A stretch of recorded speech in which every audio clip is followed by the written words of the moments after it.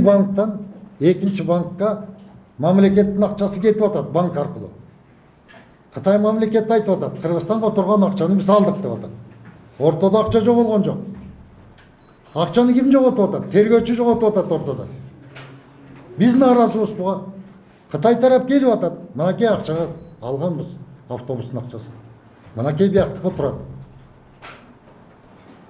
Ленин райондук соту бул көрсөтмөнү кабыл албай койду. Эң негизги чыр ошол жерде жанагы миллиондогон сумма. Биз таң калдык кандайча. Эгерде сот бул жерден ката кетирсе, анда мага деле кетирет да. Бул кишиге деле кетирет, силерге да кетирет. Анда бизге мындай соттун эмне кереги бар? А эмнеге революция болду? Жакшы соттор келбесе. Экинчи ката. Счетный палатанын кишисин чакырды. Сотко дагы. Счетный палатанын кишиси келип көрсөтмө берип атат. Сиз бул материалдарды каяктан алдыңыз деп. Ал айтып атат. Тергөөчү берген кагаздан мен көчүрүп гана жазып койдум деп атат. Видеосу бар. Жолдош, журналисттер, ушул нерсеге өтө көңүлүңүздөрдү бурсаңыздар. Ошол видеода айтып атат. Сотто көрсөтмө берип аткан счетный палатанын кишиси тергөөчүнүн берген кагаздарынан гана көчүрүп койдум деп атат. Ушундай да болобу? Счетный палатанын адамы деген эң негизги документтерден алыш керек да. Печать коюлган. Ар бир адамдын колу коюлган. Накладной. Тигиндей мындай деген кагазтардын негизинде анан кийин жыйынтык чыгарыш керек да. Сотто айтып атат. Мен тергөөчүнүн берген кагазынан өчүрүп жазып койгом. Бул эмне негиз эмеспи? Биздин арын элинин толкушуна бул эң чоң негиздердин бири. Себеби соттор дагы эле соттор баягыда чырды чыгарган. Сиздер журналисттерсиз. Силер да тергөө жүргүзбөйсүздөрбү? Карагылада эки документ турат. Бизге келиңиздер, биз берели документтерди. Турат акчанын бар ордунда. А эмне себептен Түлеев түрмөдө жатыш керек? Дагы бир нерсе. Ошончо көп автобустарды сатып алыш бул оңой нерсе эмес. Бул байпак сатып алуу же тиги тарак сатып алуу деген нерсе эмес. Ошол эле автобустарды азыр минип биз жүрөбүз. 4 жыл болду, бир автобус келе элек азыркы күнгө чейин. Эртеңки күнү мындай шартка сиздер да жолугуп калышыңыздар ыктымал. Эгерде мындай соттор биздин иштерди карап отурса. Ошон үчүн арын эл толкуп атат. Апчык кыла кагасыңарды. Журналистсиңер, жазсыңар. Көрөлү, тактайлы. Эмнеге мындай мамиле жасайт? Келген кишини кабыл албайт. Жанагы счетный палатасынын жасаган иши тигиндей болсо. Да, Түлеевдин жасаган иштерин нарын эли жакшы билет. Арыкты чапса, арыкка суу чыгарып берчү.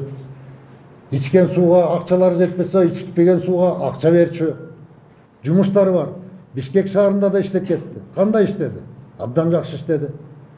Сураңыздар элдерден. Гүлдөр өсмөк, скверлер болмок. Бизге эле пайдасы тиймекти. Айны иштеп аткан баланы жакшы иштегенди алыш керек, жаман иштегенди кетириш керек. Эми жакшы иштеп аткан баланы көрүш керек да, калыстык болуш керек да. Бизге калыстык болбой атат. Биздин нарында Батукаев жаткан, биз билебиз. Эрматов деген сотту да жакшы билебиз. Батукаевди чыгардыбы? Мына биздин соттор. Депутаттын инисин өлтүрткөн кишини чыгарды. Бир күндө чыгып кетти, бардык чечимде бир эле күндө чыкты. Биздин Нариман канча жыл болду жатканда, биз унчуга элекпиз азыр. Биз тынчтык болсун, жакшылык болсун деп атабыз. Биз эми азыр айткан жокпуз Нариманды мындай эле чыгарып ийден. Ал да ооруп атат да. Больницага жатып турсун. Алып барып сотко алып келип туралы. Калыстык болсун, сотто жанагы материалдарды карасын. Туурабы? Болгон ошол. Эгерде ушул биздин айтып аткан шарттарга макул болушпаса, мен жаппайм жолду. Эл жабып атат. Эл өзү толкуп атат. Туура түшүнүңүздөр. Менин колумдан да келбейт жалгыз жапканга. эл өзү жаап атат. 2009-2010 жылдагы кышындагы маселе өзүнөн өзү чыгып атат азыр. Кандай киши хан болот? Кандай киши хан болот? Кудайдын көзү түшкөн киши хан болот. Кандай киши хан болот? Элге кечиримдүүлүк берген киши, элдин жүгүн көтөргөн киши хан болот. Мынтип айтып аткан себеби 2010 жылы Атамбаев бийликке келерде, көтөрүлүш болуп атканда, Бакиевке каршы бир сом 50 тыйын свет деп каршылык чыгып атканда, ошондо Атамбаев айткан: нарын элинин шартын билебиз, күн суук, 70 тыйын дагы кымбаттык кылат, 50 тыйын болуш керек деп айтканда.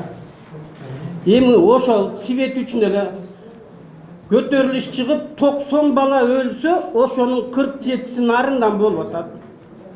Нарындык балдар дейин, ошол 90 бала эмне үчүн өлүп кетти? Ушу светтин кымбаттаганы эң негизги себеп болгон. Азыркы күз келди, жаз күз дайым эле бизде митинг, дайым эле көтөрүлүш, дайым эле жол жабуу, ушундайлар болбосун үчүн нарындыктардын талабын бийликтегилер угуп койсо жакшы болот эле да. Анан дагы бир себеп. Мына эгерде Түлөйүп деп айлалык башка региондон болгондо эч жак чыкмак. Жалгыз гана нарындык Түлөйүп камалып жатат. Анткени нарын элинин жооштугу, нарындыктарды сел каптаса деле, малын жут каптаса деле, жолун Кытайдын машинеси талкаласа деле ун чукпай, жол жаппай эле тынч эле сабырдуулуктуу отурасыз го. Кишинин жумшагын киши жейт деп коет. Нарындыктар обязательно жол жаап, чыр чыгарыш керекпи Түлөйүп чыгарыш үчүн. Же светти арзандатыш үчүн. Кичине ойлоп койсок болот. Эң суук Кыргызстандын Сибири нарын. Ушул жакка кичине бир жеңилдик берип койсо, эртеңки күнү митинг болбосо, эртеңки күнү жол жабылбаса, элдин жашоосу тынч болсун деген ойду ушу бийликтегилерге жеткизели деген ой менен келдик. Ушуну сиздер жакшылап жазып жеткизип койсоңуздар жакшы болот эле. Анан көчөгүнү губернатор айтып атат, нарындыктар көтөрүлбөйт, бул 5-6 эле кишинин жасаган жоругу деп атат. Жол деген жакшы отоп дейт. Эгер жакшы болсо, көчөгүнү көлгө сезон болуп атканда, Кытайдын машиналар жол талкалап, буунун ичине пробка тырын кылды. Жолду кайра оңдоп атат, талкалап атат. Көчө салган жол бүгүн эле бузулуп атат. Эми жол жакты да бир карап койсо жакшы болот эле да. Ушинтип сөзсүз түрдө кыйкырыпчу чыр чыгарып митингге чыгып көтөрүлүш чыгарыш керек. Ушуну бир көңүл буруп койсо, обязательно чыр чыгарпайлачы. Ушуну бир бийлик тараптагылар көңүл буруп койсо, нарын жакка дагы. Бизде нарында эл билесиңер өзүңөр, унчукпаган эл. Ушул жагын жеткизип койсоңуздар деген көп. Работник счетной палаты дает заключение на эти документы.